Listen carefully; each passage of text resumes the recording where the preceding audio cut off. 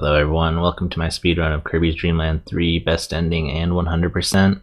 I'm going to be providing commentary for this run. It's not live commentary, but I wanted to include it after the fact just to make the run a little more enjoyable to watch. So with that out of the way, here we go. So starting up the game.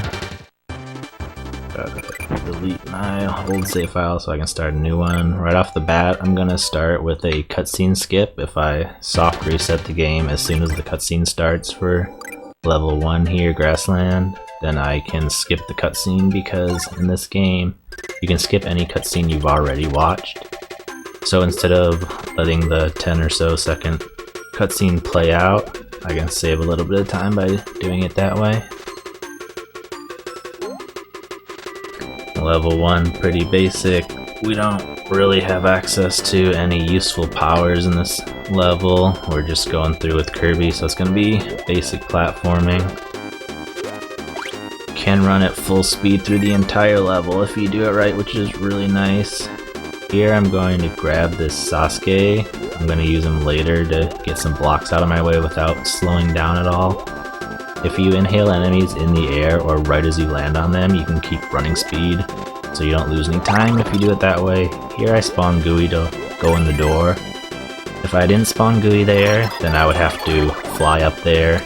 And when you go through a door while flying, as Kirby, then there's an extra animation where he puffs out air, which wastes just a tiny bit of time.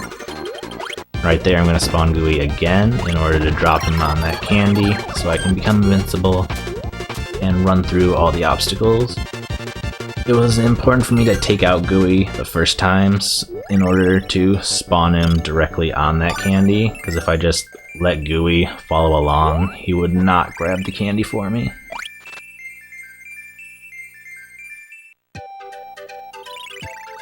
And as this is Best Ending, there's a specific objective that you have to complete in every level. In that level, all you had to do was not step on any flowers, so it was really easy. You didn't really have to take any detours or do anything special at all. In this level, you just have to take Choo Choo to the character inside the level, going to be behind some blocks. So I'm going to have Gooey carry Choo Choo, and it's important to have Gooey carry animal friends as often as possible, because if you go through a door while you're with an animal friend, it's actually slower than just going through the door as Kirby or Gooey by themselves, because there's an extra little wiggle animation that plays. So I take Gooey through the door and use Choo Choo to, all you have to do is like smack that guy, and that's the objective for this level. Then I'm able to jump my way through the rest of this. I got stuck on the blocks a little bit there, but it's not really a big deal.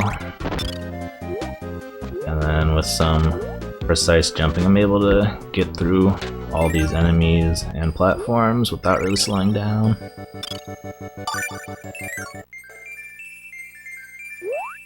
That level went pretty well.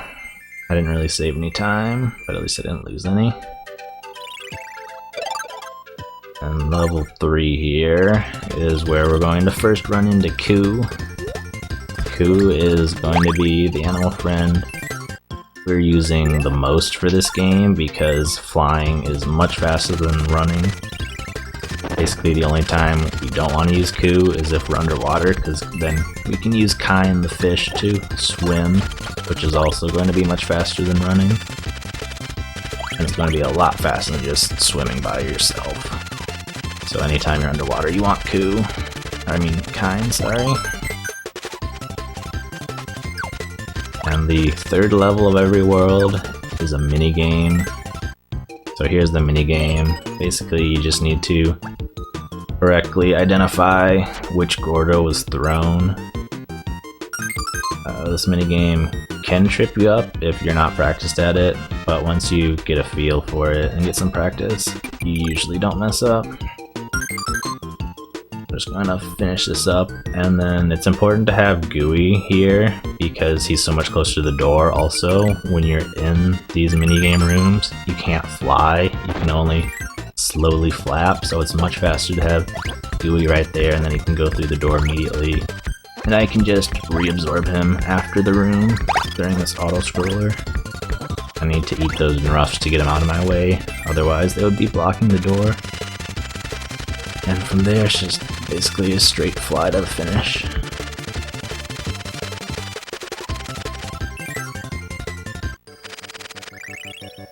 Didn't notice any mistakes. Am I going to save any time? I don't actually think I did.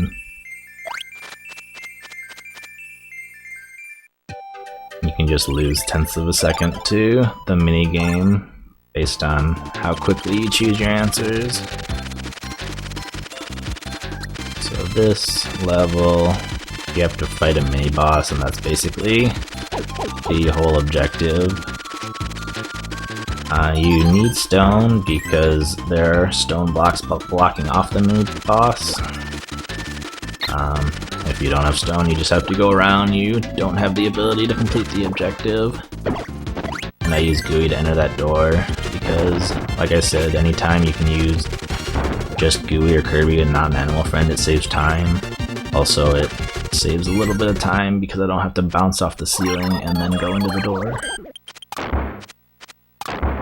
Another aspect of GUI is that if you have GUI out while you're fighting any sort of boss or mini-boss, they take less damage, I guess because it's 2-on-1 is the reasoning, even though the boss has so many invincibility frames that you can't take him out any faster using 2 players, so it's basically always better to not have GUI around, so I have to take him out really quickly. When I make GUI go away like that and he has all the stars fly out and he flies up to the top of the screen and then back down, if he's still on screen even though he's already out of commission, then the boss will still take less damage, so it's really important to get rid of him as soon as you possibly can.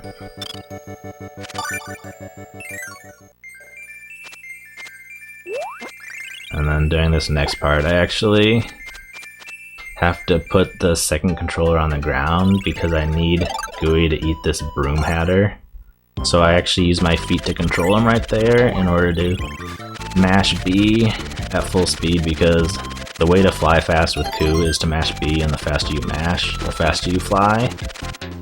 So I don't want to lose any mashing speed by trying to control GUI with my hands, so I end up using my feet for a short while there.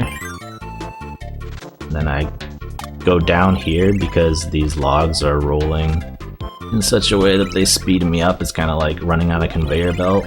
You want to do that when you can to increase your speed. So I spend as much time on the forward rolling log as possible. Same in this room, and then if I hit logs that are going the opposite direction, then I jump off them as soon as I can.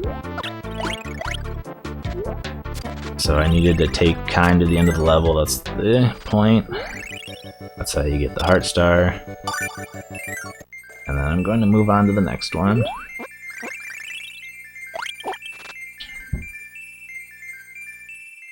Overall, a very good World 1. I haven't seen any real mistakes, I don't think.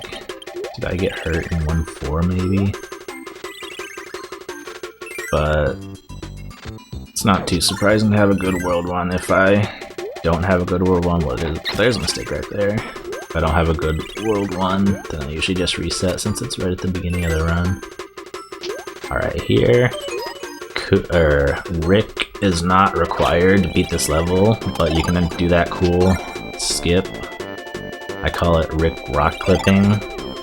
I found it by watching the task, so if you have Rick and Stone, then you can jump up to a ceiling and go into stone form, and then if you press Y and X on the exact same frame, you can fly into the ceiling.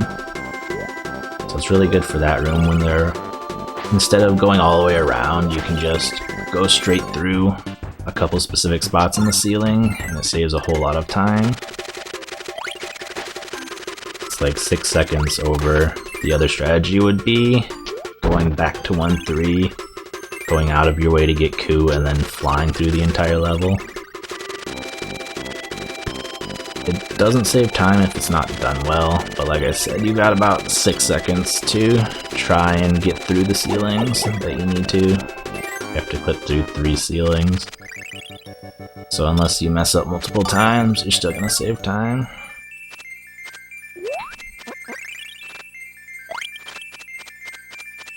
And the objective of that level was just collecting the 3 pieces for whatever reason.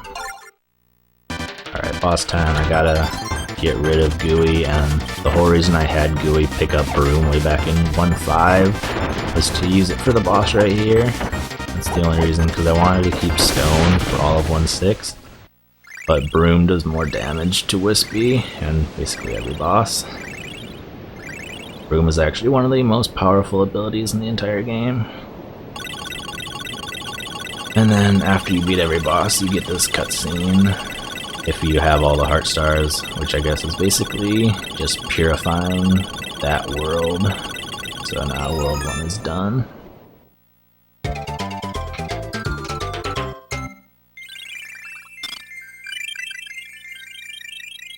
I don't know why I lost any time at all on Wispy. I think I might have just split wrong in my PB.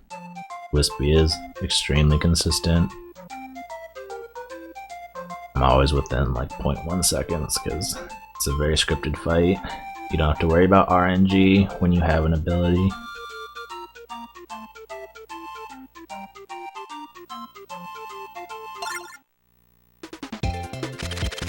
Now in any percent, you have Coup for basically the entire game except for World 2, but when you're doing best ending, you're forced to use specific animal friends on plenty of occasions. So I have Gooey hold on to Pitch here because I'm going to need a combination of Pitch and Broom in order to water the flowers in this level. So for each room I grab Pitch, water the flower, then have Gooey go out of the door, 1 because he's closer and 2 because he doesn't have an animal friend with him at that point. So there's 1 flower in the first room, 2 in the second, and then I kinda missed the door there. That's okay. And then 1 more room with 3 flowers. That stone, the Rocky there, can control you by jumping right into your face as you try to go over it. Luckily that didn't happen there. It happens, I don't know, about 20% of the time, and there's really no way to avoid it. You just have to hope it doesn't. During early routing of this category, I kept taking out Gooey.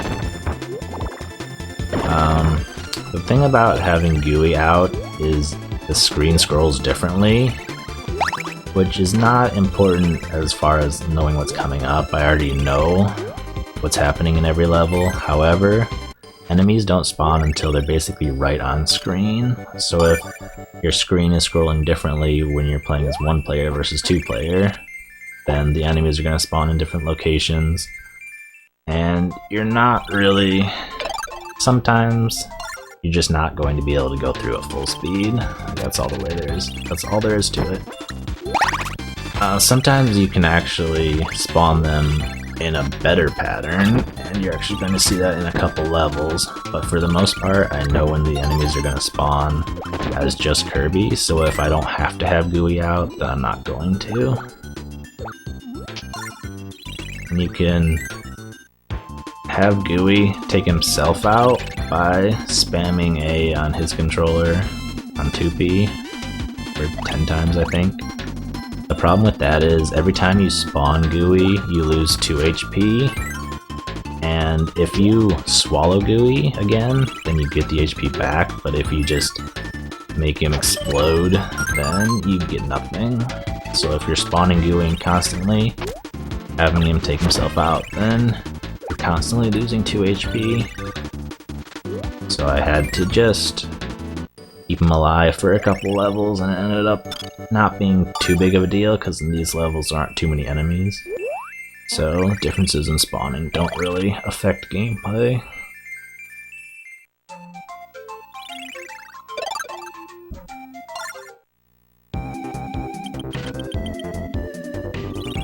Alright, this level is going to be where the first major skip and really one of the 2 skips in the run come up. This level and the next are huge run killers because of that. So So first I'm going to have Gooey get Spark here. I need it for the skip. You need a certain combination of ability and friend that can move while using the ability, and kind can move while using Spark or Broom. So I need one of those two, and Spark just happens to be right there. Before we get to the skip, gotta play this minigame. Just guess which pot the eel is in. Not guess. You can see what it is.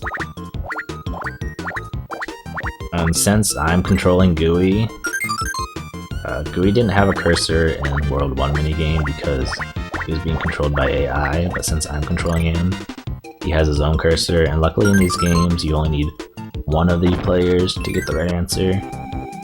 So I just choose the right pot with either Kirby or Gooey. I don't have to do both cursors at once. And this is the skip I was talking about. If you go a little more to the right, there's a big auto-scroll section. It takes a really long time, but in levels that have an auto-scroll section, but don't start scrolling as soon as you enter the room, and only start when you pass a specific point in the level, you can have Gooey go off screen, and normally when Gooey goes off screen, he gets warped back to you. But if he's using ability, he cannot be warped. So if you use an ability that moves, you can navigate off screen blindly, and if you make it right in front of the door and you stand perfectly in front of the door and then hold up and then stop using your ability, Gooey will go into the door just before getting warped back to you, and you can actually progress to the next area. And in that specific case, it saves like 21 seconds over auto-scrolling normally, so it's a really big time save. And here's one of the parts where scrolling the screen matters. I need Gooey to stay there in order for these boulders to spawn and get out of my way, because if he affected the screen scroll, then they wouldn't. So I have him use an ability to not get warped. And then here's a second skip. Both of them are back to back. And if you fail either of these, the run's mostly dead. If you fail this one right at the start, then you can probably try it again. You don't even really need to do this, but it saves like 7 seconds, so it's not required, but it is a very big time save if you can do it. Unfortunately, that one's much harder to navigate.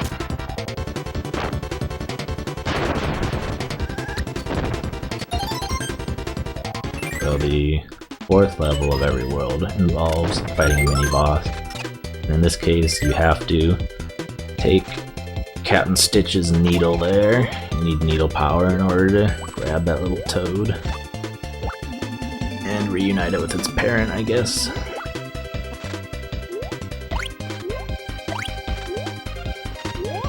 Jump through the rest of the level and you're done.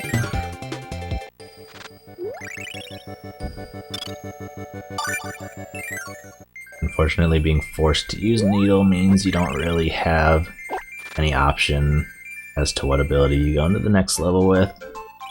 You can keep needle, but it's not really beneficial in any way.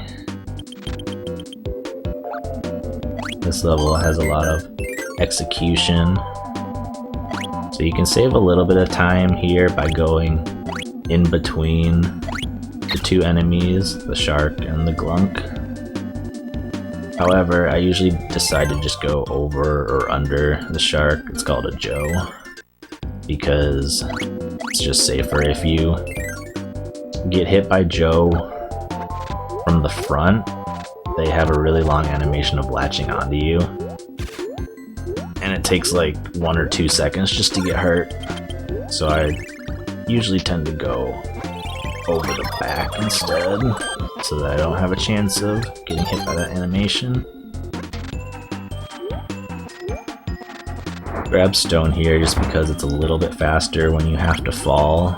Like I used it falling there just to fall a little bit faster, save some time. And then there's going to be a couple more spots in this level where you use it to save time. But if you accidentally don't get stone, which can happen because a lot of times Kirby will try to inhale the block that the stone enemy is sitting on instead of the enemy themselves, it's not really a big deal. This is the only other part I use it in the entire level, and then we just get rid of it.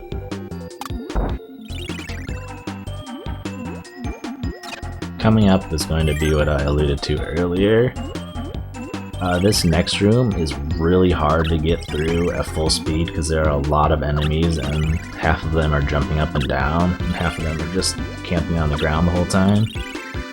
But if you have Gooey just sitting there and warping when he has to, the screen will actually scroll in a very specific way that allows you to run under these first 3 bouncies and jump over the next 2. It took me a while to figure that out, but it's really nice, and it's pretty consistent too, which surprised me. It's only not worked like once out of, I don't know, 10 or 15 tries. Doesn't feel like it would be consistent with Gooey warping all over the place and pulling the camera with him, but it actually works very well. And now we need to go back and get Koo. The next level is going to be mostly land. So we need, not only do we not have Kine even if we needed him, but we want Koo anyway. So a lot of times if you don't have Koo and you don't need a specific other friend, it'll be faster to just go back to a different level and grab him because flying is so much faster than running.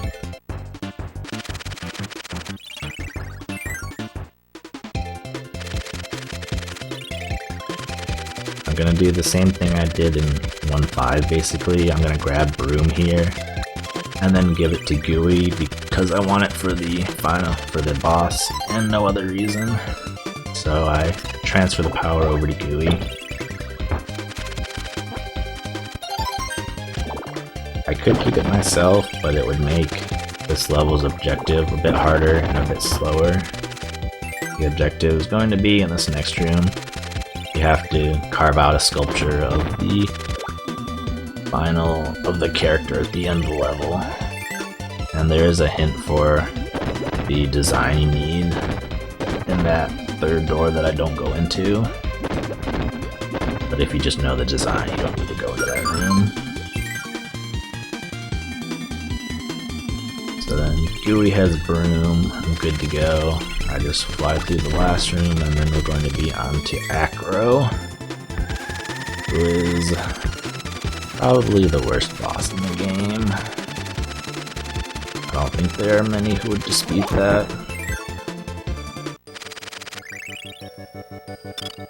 The first phase is fine, but the second phase is underwater and it sucks, even with an ability. So I'm going to do something I mentioned earlier, that bosses take less damage if you have Gooey out, and normally Acro gets hit 3 times with Broom and then goes into a second phase, but if I actually intentionally spawn Gooey, then I can hit him 4 times and 3 hits won't do enough damage to take him into the second phase. But I'll do more damage than 3 hits, so spawning Gooey there for 3 hits, or 2 hits I guess, makes those 3 hits do less damage than 3 normal hits, but then when I do a 4th hit, it does more damage than 3 normal hits but less damage than 4 normal hits. And so it allows me to only hit him twice underwater, which is big. So basically I'm going from doing 3 hits underwater and 3 hits above water to 4 hits above water and 2 hits underwater, which is great because the underwater section, his movement is completely random. He's spitting stuff at you. It's really hard to actually hit him without getting hurt. So taking away an extra hit in that phase saves a lot of time. I mean, theoretically it doesn't save any time if you could hit him constantly, but you never can because he's just constantly swimming around. So it's really nice to minimize that phase. In this level, all we need to do is not squish any of the mushrooms, but squish any of the flowers, or squish all of the flowers, sorry. Take out all the flowers, and that's all you need to do. And then the rest of it is just getting through the level.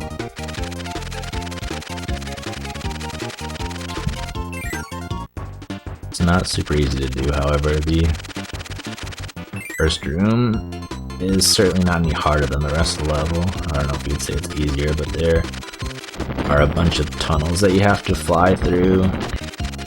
Narrow passageways with a bunch of enemies. It's really hard getting through this level without getting hurt. I'll probably get hurt at least once, I don't remember for sure. And all these Sparkies have a chance to jump up into your path, so if you want to be safe, it's best to just use fire in case they decide to jump. That guy too can jump right in the way, so if you use fire you don't have to worry about getting hurt. It's technically a little bit slower every time you have to use fire because it takes a second to start up and to stop, but it can be worth the safety. And this room especially is super hard to get through. I cannot believe I just got through that without getting hurt. Theoretically I should remember that I did that, but I can't remember every part of the run. And if that room is too difficult to fly through like that, that's another place you can just use fire to make things easier. At this cost of a little bit of time.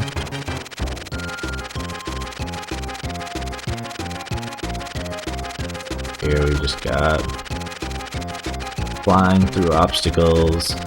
The objective for this level is to clean a few rooms off. So obviously you need broom to be able to clean. Depending on which, I'm not sure which animal friends can actually clean what you need to clean with broom. Maybe all of them, but in our case, we just need to know that you can clean with just Kirby, and you can do it with Koo. Although I'm going to be using just Kirby because I'm going to have Gooey take Koo in order to save time going through all of these doors. So I have Gooey take Koo there, and then I just run across the room sweeping the floor, and go into the next room. So I save time from not having Koo when I go through the doors, and I save time from not having to constantly get off and re-grab Koo, because you can't clean the floor below you if you have Koo. You can only clean it from the sides. So he can be used to start and finish cleaning the floor, but he can't be used to clean the entire floor. So no matter what, you have to use Kirby for at least part of it.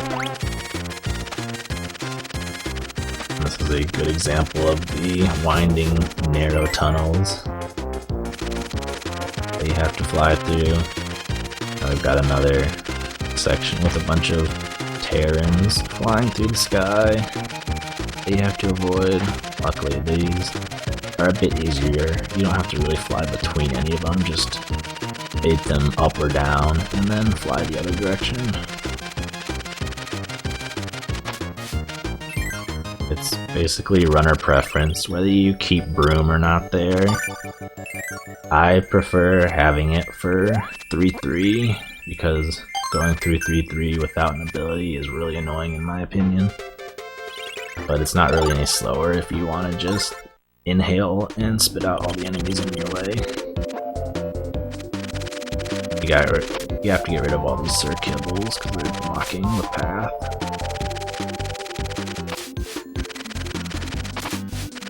3-3 is the hardest level in my opinion. It's also very long, and it has the hardest minigame. I actually died here a lot when I was first starting out. This room especially, you can get hit like 3 times within a second. Because these blocks, if you touch them once, then you're going to get hit backwards, and then by the time you recover from the damage, they're usually in your way again, so you either have to just fly into them again to try to get through them, or wait until they go all the way back up. And since I'm impatient and want to go fast, I usually just fly into them as many times as they're in my way, so I can lose a lot of health that way.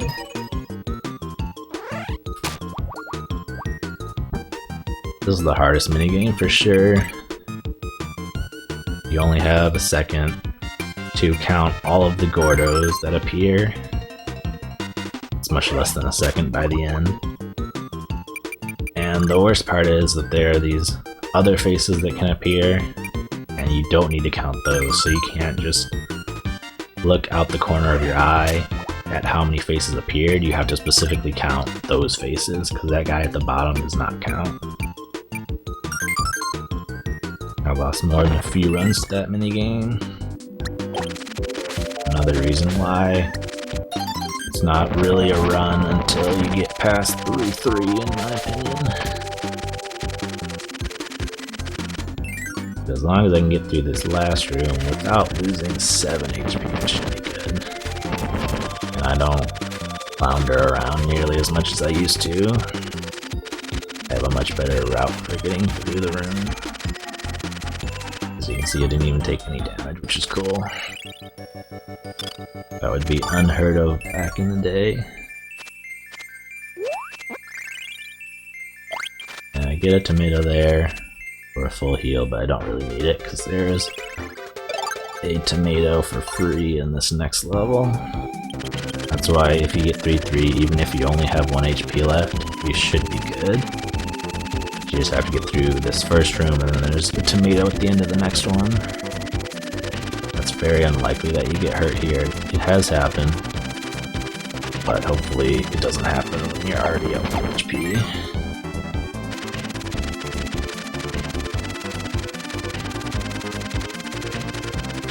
Just fly along the ceiling, dodging all the enemies automatically.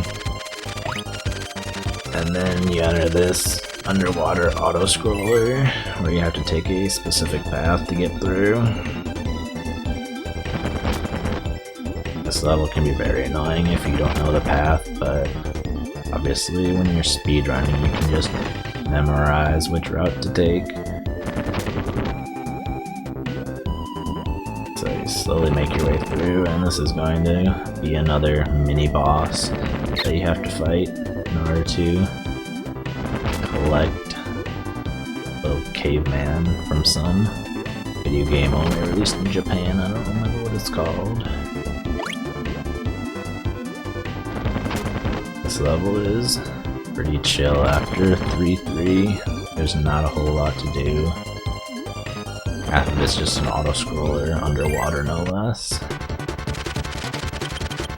And the other half is just flying through with very few enemies in your way.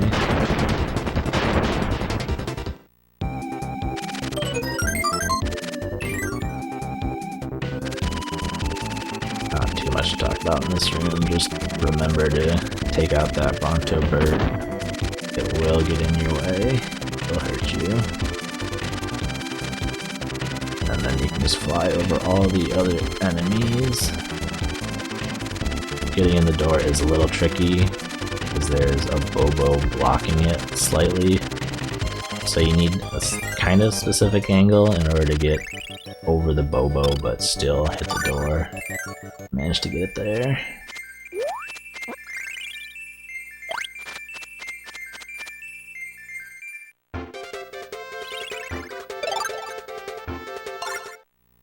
This next level is a lot easier with the ability to use 2 players, because you have to get Choo Choo all the way to the end of the level, but the level is specifically made in a way that makes it difficult to take Choo Choo through. Right now I'm gonna grab Parasol for the boss.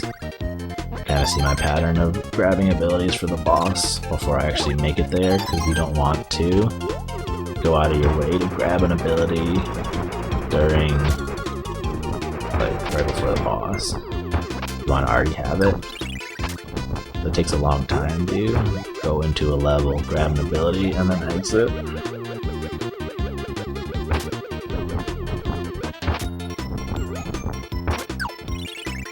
I need Gooey to hold Parasol, because I'm actually forced to grab Cutter later in the level. And then, same thing I've been doing up till now. I have Gooey grab the animal friend, unless I need them, and then just take Kirby through the rest of the level. So next next couple of rooms are really hard with Choo Choo. You can't fly infinitely with Choo Choo, you can only kind of hover. So it's so much faster and easier to just take Kirby straight up this room and have Gooey hold on to Choo Choo. And then the next room is pretty vertical as well, so same thing. You can just have Kirby fly through the entire thing, and it would be very difficult. If you had to use Choo Choo, you'd have to stick to the ceiling and walk across.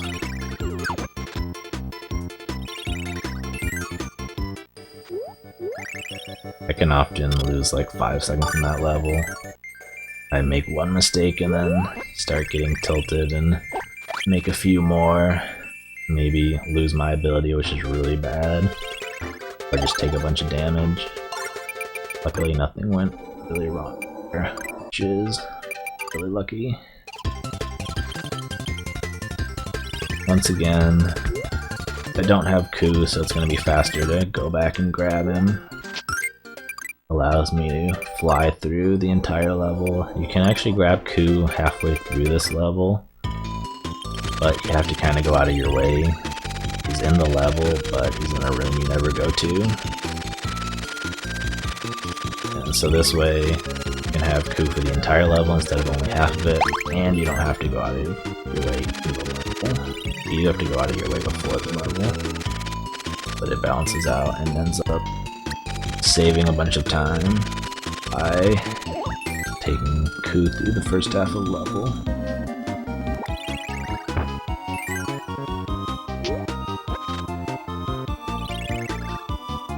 Here you gotta collect a bunch of Rob's parts.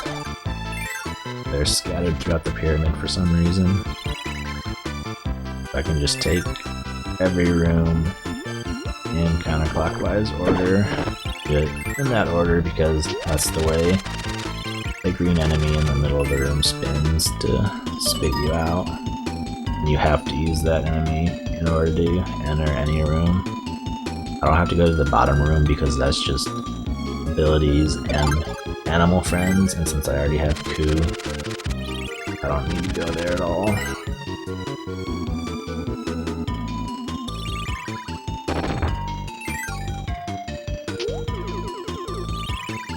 Luckily I don't need Gooey to have any specific power, so I can just have him hold Koo and I don't need Koo, and also have him hold Parasol for the entire level. Parasol's really good for the boss coming up. And that room and the next one I have to jump straight up and then kind of wait just for a split second because I need the enemy above me to shoot their weapon to the left, because if I ran too fast to the right and then they attacked to the right, it would block off the path.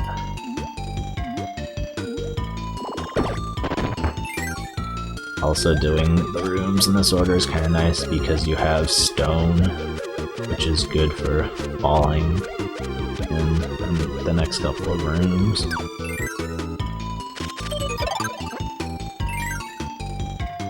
Right here you don't really need it, but it's a little bit useful for getting back to the middle of the room after I go through the door.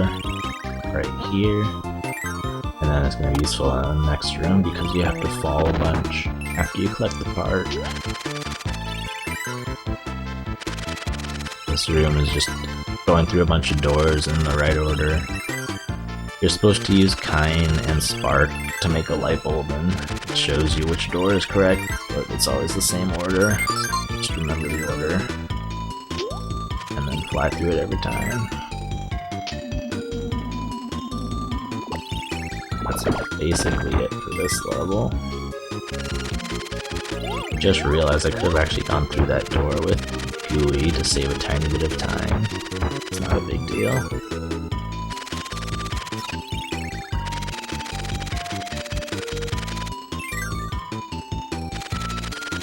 Next is probably the hardest boss in the game, depending on how you look at it. It's not like you're gonna die or anything usually, but you can use a lot of time because the boss comes in cycles. So if you don't do enough damage on one cycle, you can lose tons of time. Not like all the other bosses where you can just hit them at any point. And they don't even have to show up on every single cycle. So if you fail to take out one, it could be like 3 or 4 cycles until you see them again, and then you lose 30 seconds. It's really bad. I failed to take out Con there, or Con, sorry. So I need to wait an entire another cycle, and luckily they showed up, but it didn't. Huge time loss.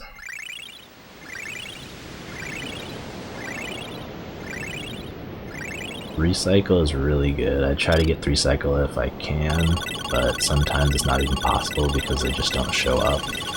4 cycle is about average, so I'm not unhappy with the 4 cycle, especially since it was pretty fast 4 cycle. But if I get any more than that, I start to get a bit unhappy about it. You can kind of see I got a 3 cycle in my PB.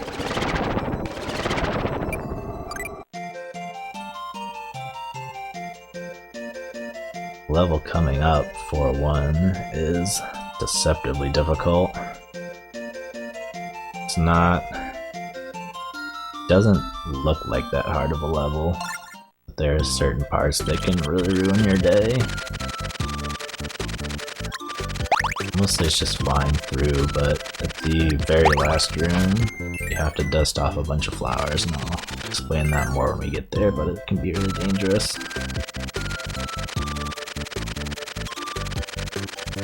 Who's really good for this level. There are some levels he's not designed for, like most of them in World 3. You still have to take him because he's so much faster, but it can be very difficult maneuvering. Here you basically just fly over every room. Eventually we will have to go through a tunnel though. Like here and in a couple more rooms.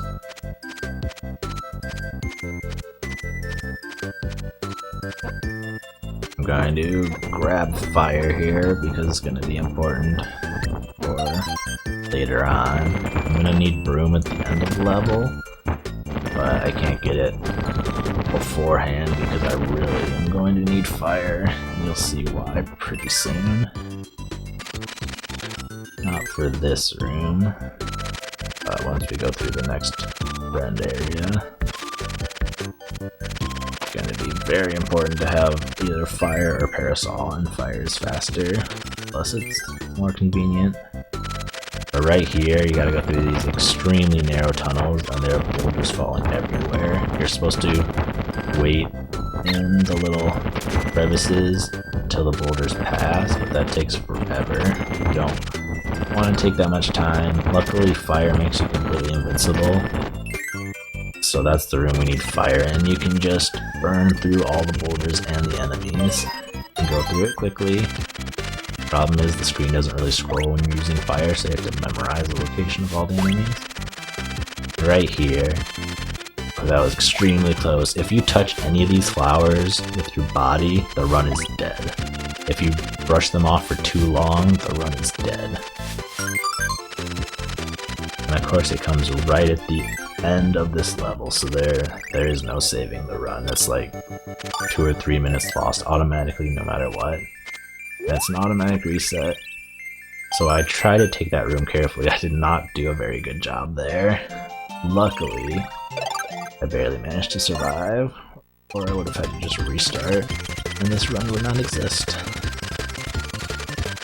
It's always a big sigh of relief if you can manage to get through that room without having your room die.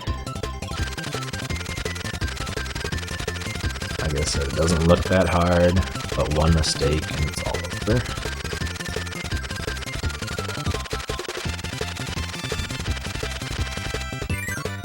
This is the only tricky room in this level. All the Terrans are taking up your airspace, so it can be difficult to maneuver around them, especially doing it quickly. But every other room you can just fly over. I'm gonna need needle to complete the objective for this level. Other than that, there's not really much to say. I missed that door. Doors are actually really hard to get into in this game. It seems like a silly thing to worry about, but when you have Coup, if you press up, then you fly upwards, and the only way to go into a door is by pressing up. But then, since you're flying upwards, you miss the door, so you have to press up at the right time. For every single door, press it too late, you miss the door, and if you press it too early, you fly above the door. So there's the objective, just pop that balloon. For some reason, Cutter does not pop that balloon, which seems strange, but alright, I guess. Not like it really affects the run. Could have gotten Cutter if you wanted in that level. Like I said, it's not going to complete the objective for some reason. This is the third level of the world, so we're gonna have another minigame. This is probably the second hardest minigame. It's another Gordo counting game. But I wouldn't consider it quite near the difficulty of the 3-3 minigame. Certainly can lose your run and it feels really bad, but it's much less likely to happen at this point. Another thing that can really suck is if you enter any of these green enemies, you see I go out of my way to avoid it. It takes forever to get out of them. Sometimes you can just end up getting shot back and forth and wasting a ton of time. I'm usually a little bit scared of touching them. I don't usually go that far out of my way to avoid it, but I really didn't want to waste time on this run, so if I can just take a little extra damage, which I'm gonna heal immediately, then it's probably worth it. Didn't mention it for the last minigame, but for that one and this one, since there's a chance I'll mess up, I take control of Gooey just to have the option of guessing a second time if I need to. So if I'm not sure whether it's 6 or 5, then I can choose like 6 with Kirby and 5 with Gooey, and as long as one of them gets it right, just like any other minigame, then it counts.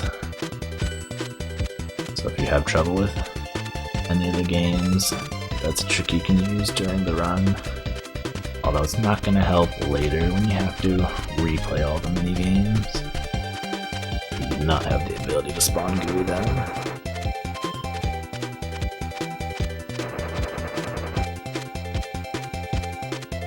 And for getting through that level, you are rewarded with this nice auto-scroller.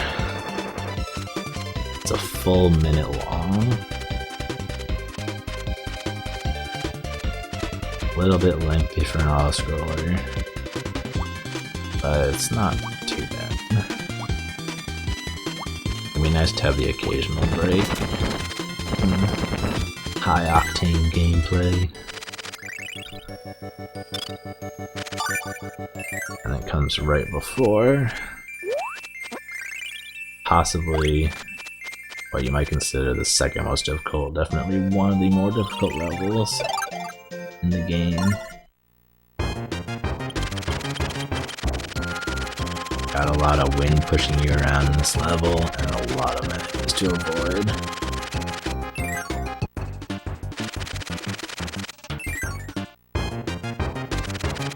And when the wind's going the same way as you are, a lot of times the camera can't scroll fast enough to keep up. Like in this room, you can see I'm basically at the right side of the camera and it's trying to move over, but it's making very slow progress, so you can't always see what's coming up. Luckily, it doesn't really matter in that room because there's nothing in your way. And you got a couple super claustrophobic rooms like this, where you don't have a lot of room to move and there are a bunch of enemies. Very good execution there.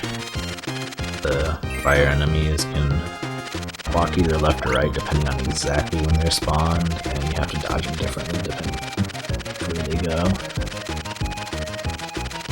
I used to take a lot of damage and lose a lot of time during some of my initial runs of this game. I would just forget what to do or not do it quite right.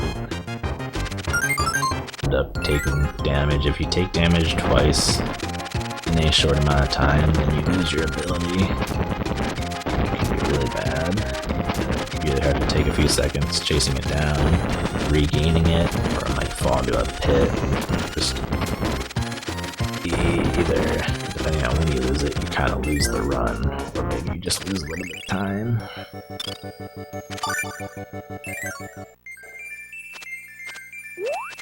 That room's actually, or that entire level's actually the same no matter what category you play, because the objective is just to pick up that tangerine or clementine or whatever it is.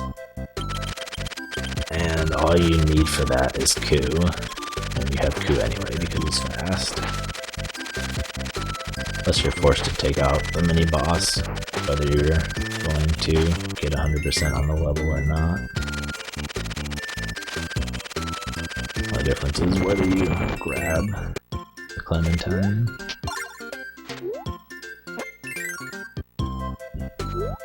So, 5th level of the world, time to grab a specific friend. In this case, it's Rick. And the level is designed to be kind of like a Mario level, honestly. You're just bouncing on enemies and jumping up walls. I use Gooey to go in that door because I need him to carry Rick right here. Kirby's a bit faster at going vertically than Rick is, even if you have a wall available. A lot of people choke here, myself included. You can either fall all the way down, die, and lose the run, or fall most of the way down and have to climb all the way back up and just lose a bunch of time. Either way feels really bad. Especially since the level is very simple in design. All you have to do is run and jump, right? It creates a mental block for a lot of people though. It's very intimidating because one wrong move, you will fall off and die. Since Rick can't fly, there's no way to save yourself if you are not right next to a wall. Here I'm going to be spawning and reabsorbing Gooey a bunch of times, which I can afford to do because there are so many of those waiting rooms where you're just waiting for that Madoo, I think it's called, to free you. That enemy right there. There's no way to get through those blocks without using the enemy to help you. So if you take him out, you're kind of stuck. Oh, speaking of that, way to go me. I took out Madoo, so you're forced to reload the room. You have no way to proceed without using Madoo, and I haven't accidentally taken it out in a long time. Kinda unfortunate that it happened during this run, but I'm not too salty about it. Overall, the run went pretty well. So it's not bad to have one small mistake.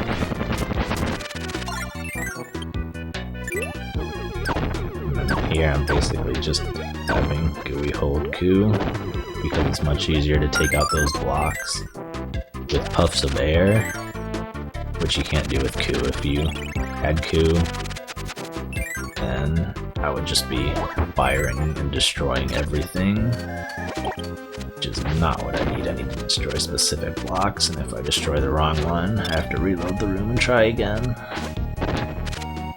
Which isn't necessarily run over, but it does lose a lot of time.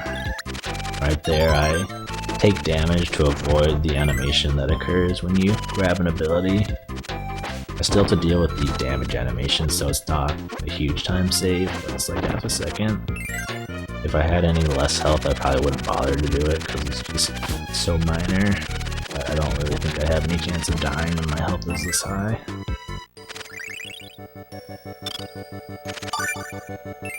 Plus, I just think it's a really cool strat.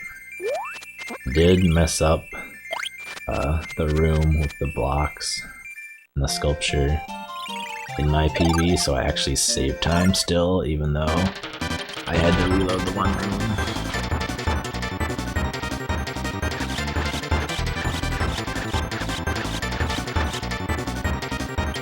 I lost like 5 seconds over gold and actually gained time over my PB, so it's kind of nice.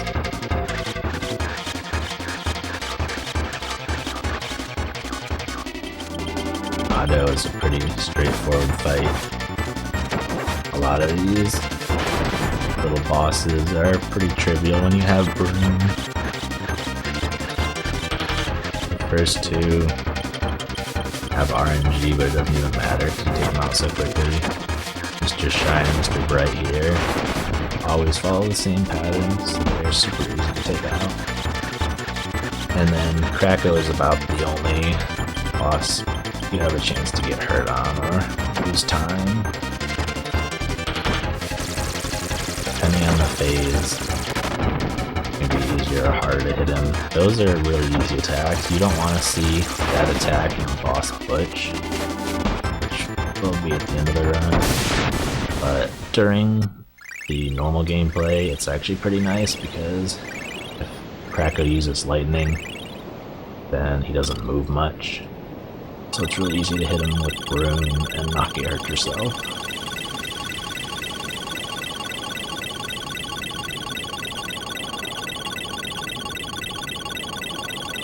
The hardest attack to deal with when you have Broom is probably when he goes in a circle around the screen.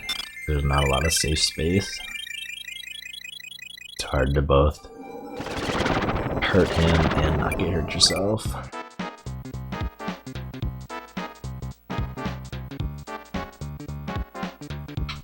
Iceberg, level 5, final world of the run. If I can just get through this part in 0, then you've got a 97% PB at least. When you're doing 100%, you have to do the 97% slash best ending run plus the extra 3%, so even if you do mess up at the very end of the run, you'd still get a 97% PB, which is kind of nice. On the other hand, if you're trying to play for best ending specifically, and you get a really good run, might as well try for that extra 3% just to see if you can first try. So right there, I needed to use fire to thaw all the flowers. That's it. Once again, if you touch the flowers for too long, they'll get squished and you'll have to restart the level. It would likely result in a reset, maybe not guaranteed. It's a big time loss. That room is super difficult to get through without getting hit, even though it's so short, because there's not a lot of room to maneuver. I should probably mention, I almost did it right there, if you miss a heart star and then go through the door, your run is over. You do not collect the heart star unless you actually touch it. And you can't just go back into the level and pick it up. You have to go through the entire level and do the clear objective again. Not good.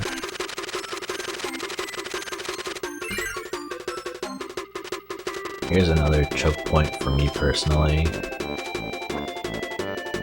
The next room, there's a lot of lava and enemies, and you have to take ice all the way through it. If you lose ice, then you can touch the lava and disappear immediately, and then you have to restart the entire level. So some places it's definitely more dangerous to lose your ability than others. Also, I am using a strat I developed really recently, like within the last week. I practiced it a few times, but I'm still not super comfortable with it. So I definitely have to worry about possibly forgetting which strat to use or just messing up the inputs. I made it a little easier, I just decided to use the same strat for every room, so each time I have Gooey take Coup, which allows me to more easily freeze these Metroids, and then I take Coup during the main room in order to move faster. Luckily that's a pretty simple strat, so I had a good chance of not messing it up, even though I was only semi-practiced with it. And the rest of the level is easy. Just fly straight through that room and then got an auto-scroller. If you find a relatively specific position on the screen, you can fly right over all of these Bronto birds like that. You don't have a lot of room for error, but even if you don't find that spot, you can just use fire on all the enemies if you want. It's not a big deal, you don't lose any time since it's an auto-scroller. And even if you get hit, there's a free tomato in the next level. So you basically can't fail as long as you don't lose your firepower, although some people prefer to go through the next level without fire. But it doesn't seem like a good idea in my opinion.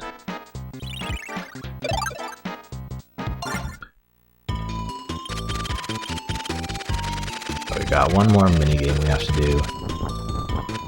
Luckily, if you have a good feel for this minigame, if you practiced it a bit, it's probably the second easiest one, as far as I can tell.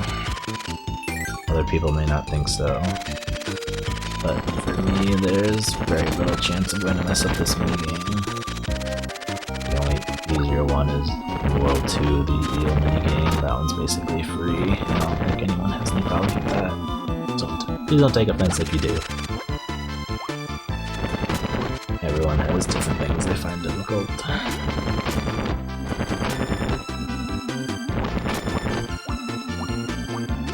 You can actually skip this auto-scroller with a Rick rock clip.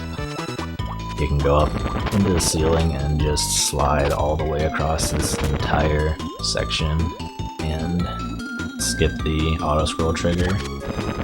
But it's so much slower to get Rick RTA, at least I think the task does that. But humans aren't going to save time by going all the way back to get Rick. In fact, I think the task carries Rick from like 4-5 and somehow makes that faster. You can also technically use Coup and Stone, because Coup can move while using Stone, so you can do the same auto-scroll skip that I showed in 2-3 and 2-4, where you use Gooey and play blindly off-screen, but for one thing, it's barely any faster, if any faster, because you move so slowly while using Stone. And even if it is faster, I'm not going to do it. There's no reason to put such a high chance of losing the run right at the end for a few seconds of time save, possibly.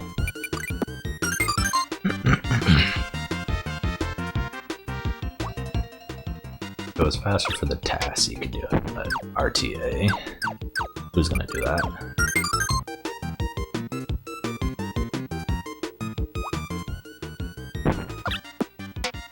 Here you're presented with a bunch of sound effects.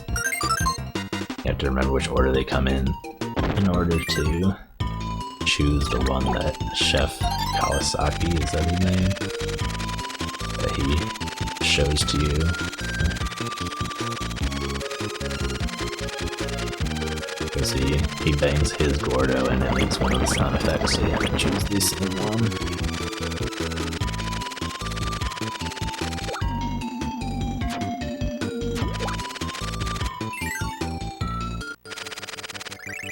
This level's probably the easiest in World 5 for me.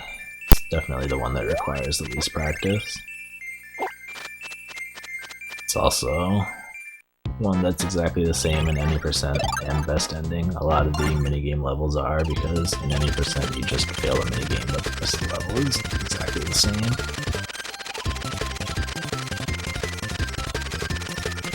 This level can be a little bit difficult just because there are a lot of rooms to remember. And in most of these, you want to know which room is coming up before it comes up. Like here, if you accidentally move left or right, you're in big trouble. If you're not on the very center pixel, perfectly aligned, then one side of those, either the gavels on the left or the right, are going to hurt you. So you lose a whole bunch of time. And you might have to weave back and forth. So you just have to remember, hold down, do not press left or right at all.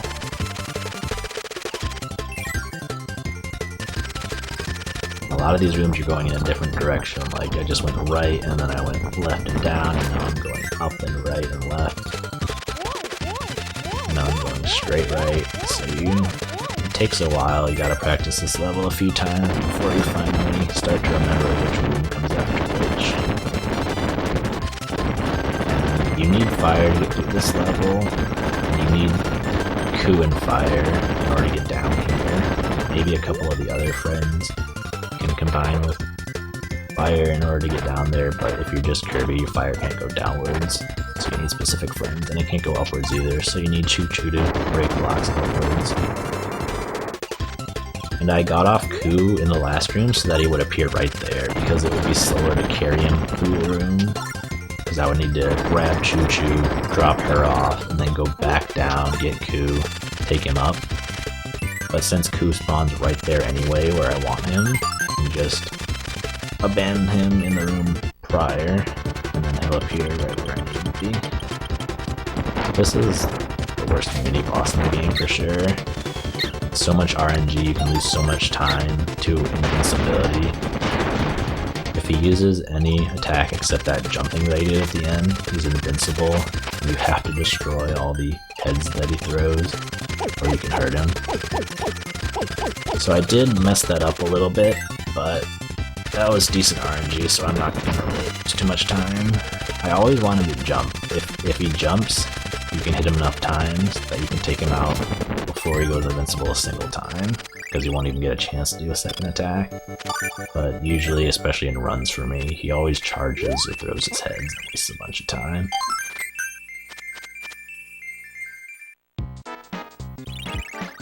I'm not too upset about losing my power there and messing that up, because if he hadn't jumped, I wouldn't have lost my power in the first place.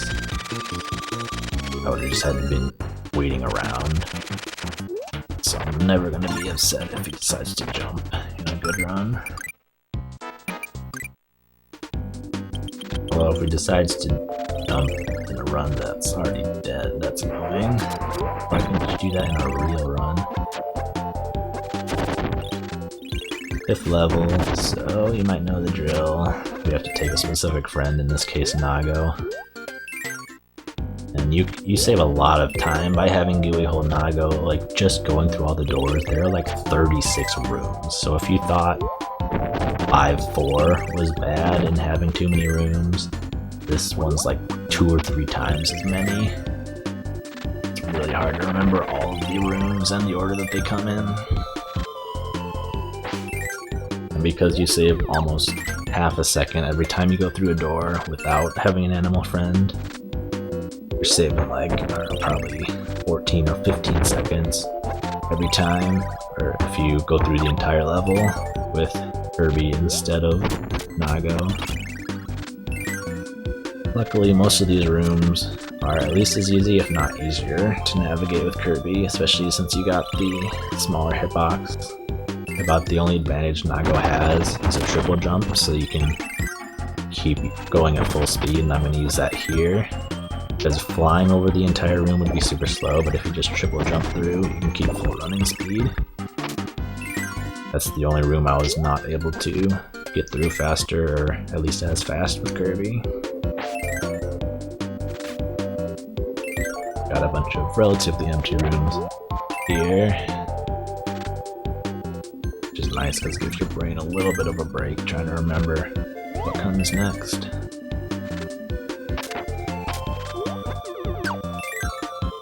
Otherwise, I've definitely lost runs to this level. I can get hurt a bunch of times forgetting what room is next. I can maybe lose my power because of getting hurt so much. I can die even if I'm mostly at full health, because once you start forgetting rooms, it can be a slippery slope.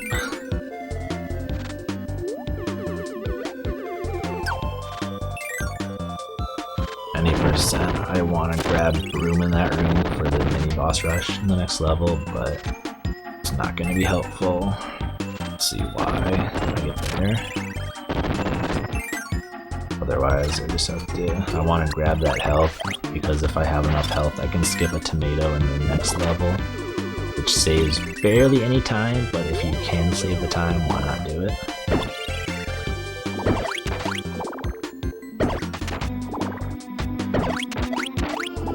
Classroom.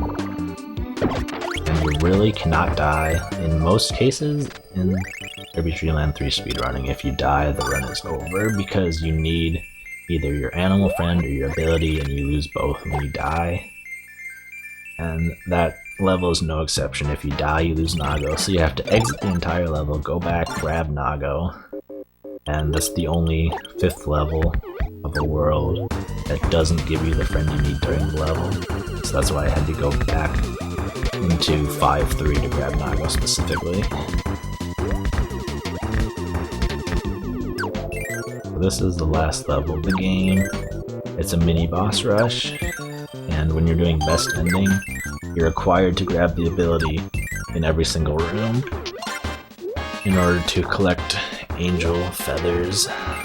So I have to grab Spark. It doesn't matter what you come into this level with, because you have to grab Spark here in order to get that feather. Which means you have to take out every boss with a specific power. It's probably very inconvenient, but Choo Choo is just the best overall. You have to take into account every single boss with the specific power that you're given. And when you look at every animal friend, Choo Choo is does the most damage overall, and is also the easiest to hit with. About the only ability that's not good for hitting bosses is Parasol, so what we do is just abandon Choo Choo for this one fight, and then I can use Parasol as Kirby instead. Once again, Yuki is no less trollier, even when you have Parasol. I shouldn't say even, it's no less trollier when you have Parasol. Just as annoying, can spend almost as long in invincibility frames. The one good thing is you can take him out in 3 hits instead of 4, I believe. So he has less chances to attack.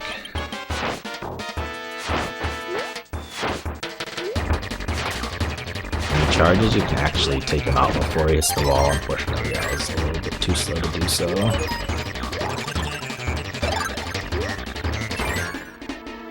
Here's the easiest kill in the level. Boom, boom, gone. That's what you can do to basically every boss in any percent. You just get to keep room.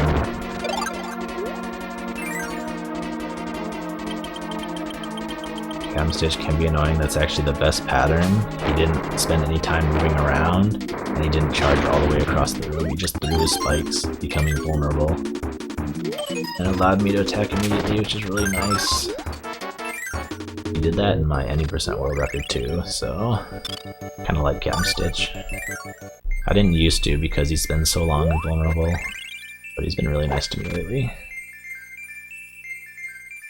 And I'm not usually worried if I lose time in that level. It's probably because of Yuki RNG, not necessarily execution. Since Needle, you could fight DDD with Needle, but it absolutely sucks. It does like half the damage of Room, I think. So it's definitely worth the investment to go to a different level, pick up Room, and then take out DDD in half as many hits. Let's see if I did not manage to do this damageless. Luckily I didn't get eaten by him, that takes like 5 seconds. You just run into him, not a big deal. If he grabs you in his mouth and then spits you out, it takes too much time. I used to have to worry about how much health I have here, but it's actually not going to factor in at all. Even if I had 1 HP here, it would be completely fine for the final boss. Is what I'm going to do when I get into this next cutscene. I'm going to go into the secret level 6 that's unlocked when you get all the heart stars. And then, as soon as the cutscene starts, I'll reset again. So this is another cutscene skip. And not only does this save like 4 seconds, since you reset the game, you get your health reset. So you have full health no matter how much you had when you fought DDD. So this is both a time save and a nice little safety strat. The amount I had health was probably good enough for this fight. Unfortunately, dark matter moves extremely randomly, and you can just decide to shoot lightning exactly where you are, like that, and there's no way to dodge it. Even if you know which way he's pointing, he can shoot lightning in basically any direction. He's only going to shoot in the half of the screen he's facing, but that's still like half of the screen that he can shoot at. So getting through, only getting hit 4 times, that's about average. You can get hurt like 6 times without any fault of your own. And here, I spawn Gooey. Every other boss is much slower to spawn Gooey, as I covered, because they take less damage, and Zero also takes less damage, but since he's the only boss in the game that has no invincibility frames, you're doing almost twice as much damage when Gooey decides to actually hit. And he's taking about 75% as much damage. I'm not sure the exact multiplier, but it ends up being more damage than Kirby would do alone. Fortunately, Gooey died. Luckily, Zero's almost gone. You can save or lose a lot of time depending on how Gooey decides to attack, if he's actually hitting or not. And if he dies, he usually doesn't die before the phase ends. Unfortunately, he did this time, so I'm going to lose a few seconds. It's not going to be a big deal. So that is best ending complete. There's the 97% world record currently. And then I reset to skip the credit sequence because I'm not done yet. I may have done a best ending run, but I want to finish it off with 100%. And 100% consists of minigame 5, which is what I'm doing here, jumping, and boss push. Minigame 5 is pretty self-explanatory. It's just the 5 minigames that you played during the normal run. You have to get good at these to beat the best ending run, so it's not like you need any extra practice for 100% here. This is definitely one that anyone who beats best ending should be able to beat. Jumping is where it gets really hard. A lot of the minigames are actually slightly subtly harder in this version because they have different backgrounds, and that can actually matter. Like in the one I just played with the pitcher, the background was gray, which is the same color as the Gordo, so it makes them just a tiny bit harder to see, which usually doesn't matter, but every once in a while it can just throw you off and make you unsure of what you saw. This one's also got a very dark background, so if you didn't have a problem seeing the Gordos before, seeing which ones had the correct face, you might now.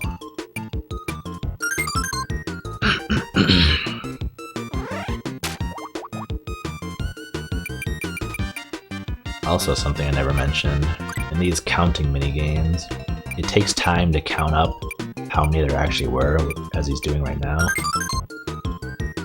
So there's actually a lot of time you can lose to RNG. It takes about half a second to count every single Gordo, so if you're counting 8 Gordos, as I just have, which is really bad, you can lose like 2 seconds over 4. or 6 seconds if you get really lucky and you only have to count 2. So you definitely want to see the low numbers, not only because it's easier to count if there's only a few Gordos, but you actually save time just from RNG. Fortunately, you can't control how many you get at all. About 4 or 5 is usually average, so you want to see that or lower if you can. Definitely don't want to see 8 and 9. I actually never saw a 9 until just yesterday. I was playing these mini games. I got a 9 in the World 3 game, which luckily it was not during a run. Very unfortunate.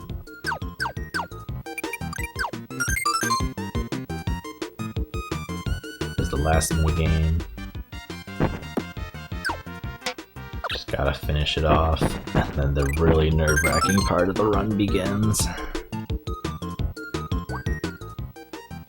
I'm pretty likely to finish minigame 5. It's not guaranteed, but like I said, you have to be good at the minigames in order to complete the run consistently. And I found another place you can soft reset to save time. There's a big results screen that shows all the minigames you got right, but you don't actually need to see the results. As soon as you go through that door, and the screen fades to black, the 1% you get from beating Game 5 is saved. Alright, now, I have never managed to get through an entire run without messing up at least one of these last 3%, either minigame 5 jumping or the occasional choke on boss butch. Jumping is usually the culprit. It is very difficult, very precise, and if you miss a single jump you can die. These last 3 jumps, you don't get to choose at all which spot you jump to. And of course it gives me the last spot. I've been having a lot of trouble with that lately. I didn't used to have any trouble jumping to that last spot.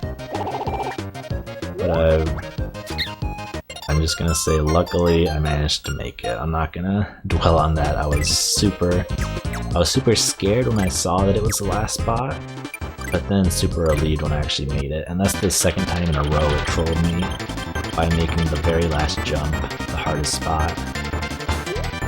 And the last run, I was not so lucky to actually make it. I ended up dying and losing the run. The run's really not over if you mess up jumping. Most people do mess up jumping. However, I really wanted just one good run where I didn't mess up any of the last 3%. And like I said, I was never able to get a single run like that until this run finally. Spoiler alert, I did not mess up boss butch, which is really nice. Earlier, a couple weeks ago, I did manage to get minigame 5 and jump the first try, but then I somehow choked boss butch on the final boss.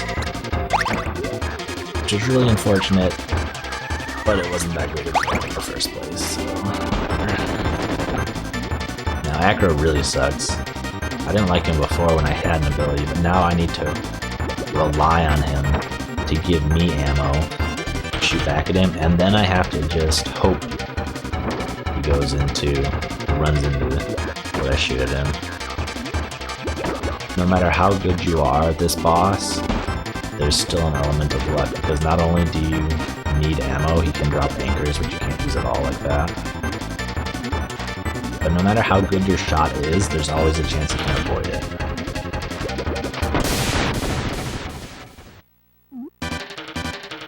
At this point, I just want to take boss butch really carefully and avoid damage more than anything. How fast you clear boss butch is like 70% RNG and 30% skill. So I'm more worried about just clearing it. Even if I go a little bit slowly, I won't waste that much time over what I could possibly do. It's like, if I get good RNG, I'm gonna clear it fast no matter what. If I get bad RNG, I'm gonna clear it slowly no matter what. So it's more about actually going through it. I'm really trying not to take damage. That was a dumb way to take damage there. Another element of RNG is that very final boss, Zero in Dark Matter. You can get hurt a lot just by RNG. I kind of touched on that when I was fighting Dark Matter earlier. So you want a lot of HP. Not only can you lose a lot of time to boss push because of RNG, but you can lose the entire run if you die to Zero or Dark Matter because of that RNG.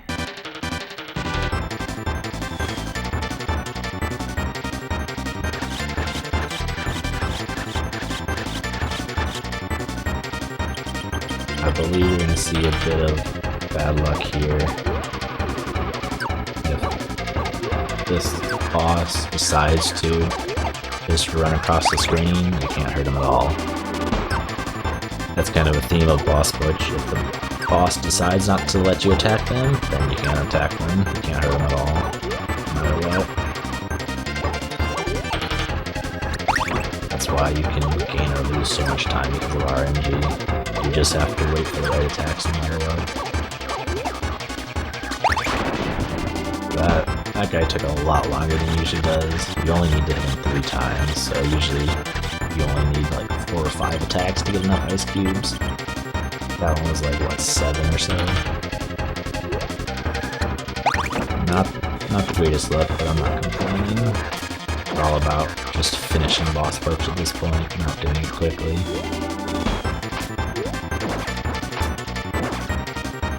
I'm not going to be upset if I get a good time. That could have been better if I got better RNG.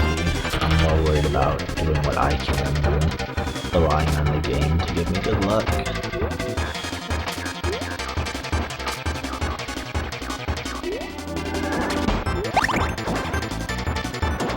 This guy is even worse than the Ice Dragon because only one of his attacks actually allows you to attack back, where they can do 3. And you need to hit him 4 times instead of just 3. Usually takes a lot longer than the Ice Dragon.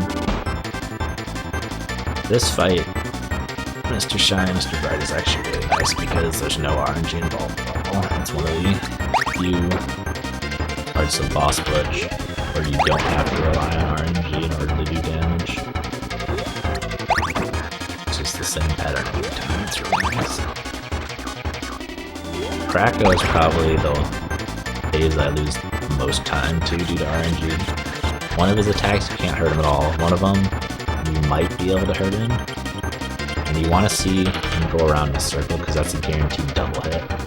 So here he might drop lightning or he might drop little babies that you can use to attack back.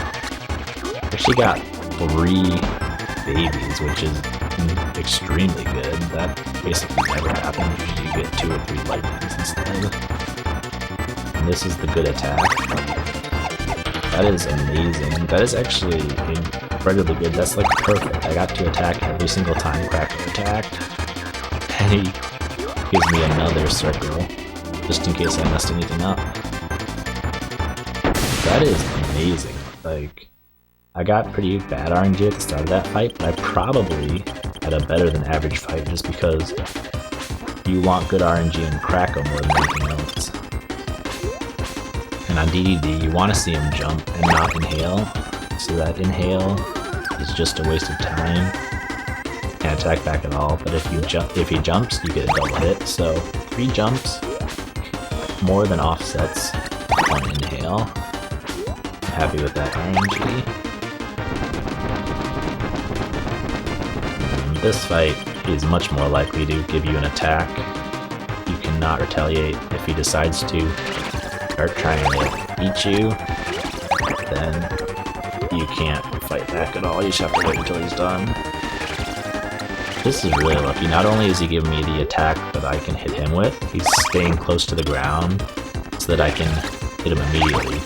Usually you have to jump up on the sides of the screen on level ramparts in order to gain enough height, which makes it much harder to hit him 3 times per attack, but that was incredible. Not only did he attack 3 times, but they were all low enough I could hit him from the ground, so that was amazing. So my RNG overall might have been average, but getting the good RNG in Krako and DDD really makes it so I think this boss push is faster than average, which is pretty cool. Like I said, I'm not too concerned about saving time, mostly just staying alive, but if I can get good RNG at the same time, I'm definitely gonna take it. And I barely got hurt by dark matter. Did I get hurt even once? I think I got hurt once. But at this health, I'm basically guaranteed to survive. Zero can charge at you, and it can be undodgeable, but he's not going to be able to do that more than a couple times over the entire fight. So if I have 8 health, I'm golden. Probably can't get past dark matter without getting hurt, but Zero might be able to. There's a lot more skill involved and a lot less just hoping he doesn't use an attack he can't avoid. That one was kind of unavoidable sometimes. But at this amount of health, I don't. Mostly you just don't want to see him go into the background like he just did twice, because you can't hurt him during it. So the more of those attacks he does, the worse it is, the longer the fight takes. But hey, at least he can't really hurt you while he's in the background. Some of the other attacks can be hard to avoid. Although we can definitely hurt you on his way in the background. And then we just have this very simple fight. I should not be physically able to die at this health, but I would have survived if I found a way. Luckily, I did not manage to finish it. That was my first time finally doing the last 3% without messing up a single time, which is extremely nice. I didn't want to get a really good best ending PB and then choke 100% and have to try to do it all over again. But I am very happy with that world record. I'm gonna leave it there, move on to 1P best ending. And I'm going to sign off. Thank you for watching. Thank you very much. I hope you enjoyed it. And I'm just gonna let you finish the rest of the credits if you want.